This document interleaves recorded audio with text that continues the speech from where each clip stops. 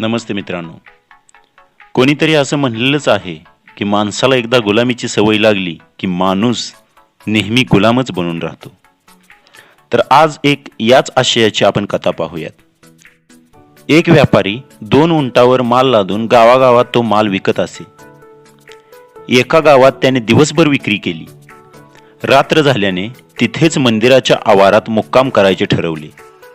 मैदानातील झाडाला एका उंटाला तो दोरीने बांधतो. मात्र दुसऱ्या उंटाला बांधताना दोरी कमी पडते.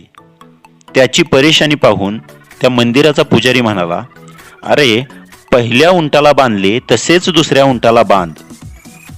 पण दोरी कमी पडत होती. पुजारी म्हणाला, तू नुसतं दोरी बांधल्याचा नाटक कर.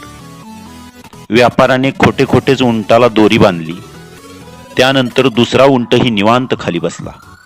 सकाळी व्यापारी उठून सगळे आवरून दुसऱ्या गावी जायला निघाला. झाडाजवळ येऊन पहिल्या उंटाची दोरी सोडली. तो उंट उभा राहिला. व्यापाऱ्याने दुसऱ्या उंटाला आवाज दिला, पण तो उंट काही उठेना. तिथेच उभ्या असलेला पुजारी हसून म्हणाला, अरे तो उठणार नाही, कारण तू त्याची दोरी कुठे काढलीस? व्यापारी म्हणाला, पण मी दोरी बांधलीच कुठे होती?